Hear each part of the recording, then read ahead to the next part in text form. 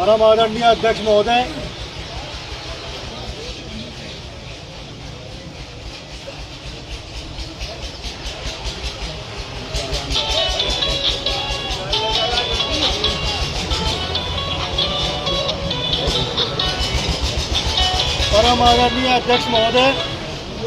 मोटी मोटी सारी बातों पर चर्चा तो हो गई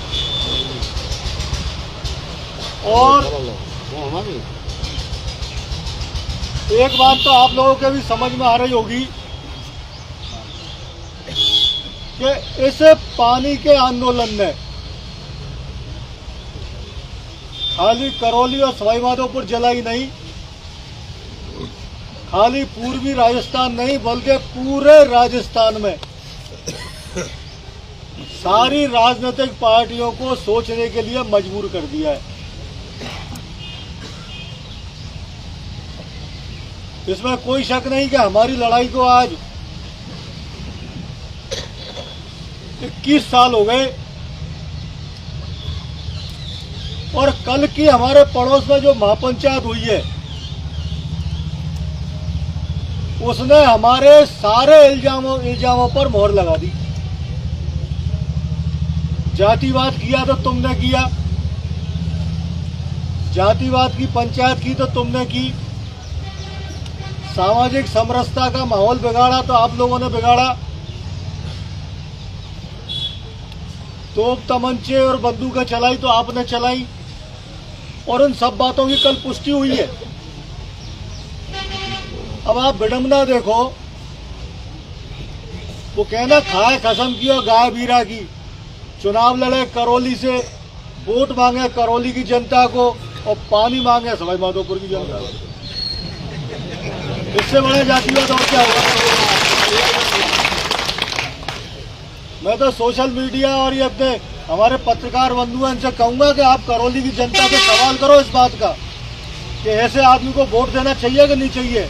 ये तो 36 बिरादरी के लिए मांग रहे हैं, हम तो पानी, हम तो 36 बिरादरी के लिए पानी मांग रहे हैं।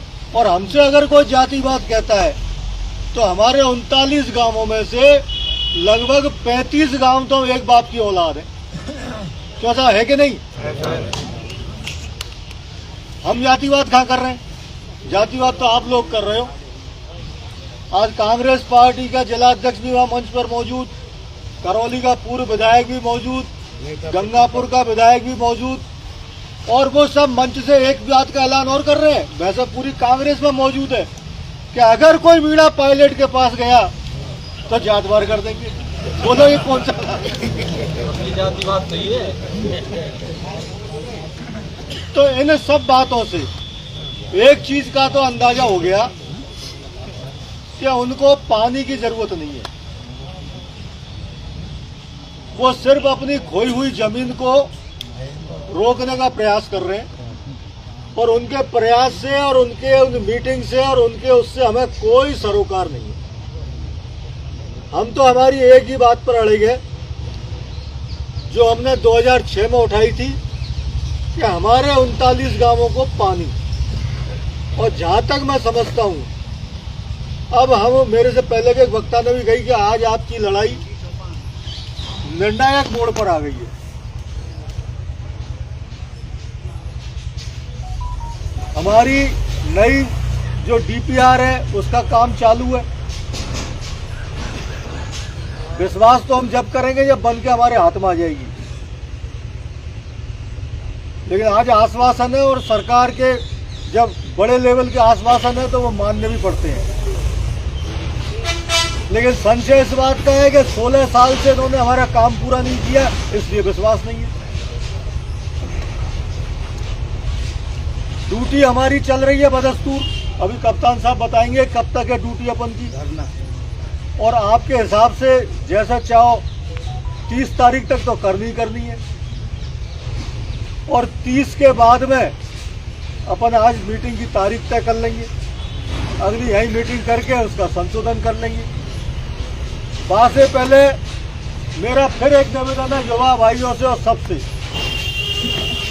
ड्यूटी जिस दिन हमारी हो एक ही दिन तो लगे, बाद में थोड़ी धमा चौकड़ी चौकी होनी चाहिए, यारी मनमाया जैसा करो पर वह नफरी दिखनी चाहिए। ये तो जमाने की संग संग चल रही है सब चीज, सब कहूँ की बातों में बताओ, जो अच्छा लगे वो करो, लेकिन मर्यादा में करो।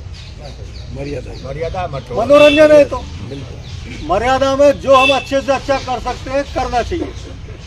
तो मेरा तो सारी बातों पे चर्चा हो गई, मेरे ख्याल से कोई मुद्दा बचा नहीं। हमारे हाकिम भैया ने सब खूट खसर भैया ली खूब, कुछ कहने के लिए मेरे को बचा नहीं है। मेरे को तो यही है कि इस पानी की लड़ाई को अपन अंतिम दम तक लड़ेंगे, चाहे या के लिए हमें कितना ही बड़ा त्याग करना पड़े करेंगे। ड्यूटी हमारी लगातार निगरानी जारी रहेगी। सरकार की तरफ से जब भी अभी तक हमारे पास कोई संदेश नहीं है। सरकार भी मजा ले रही है, लड़न में मेरा गुजर में मजा ले रही है प्योर सरकार, उसको किसानों से कोई मतलब नहीं है अभी आज की तारीख में। तो वो तो जैसे कुछ तैसो या गांठ बांध कर रख लो, जैसा व्यवहार सरकार हमारे संग कर रही है वो जवाब दे देंगे, समय आएगा जब।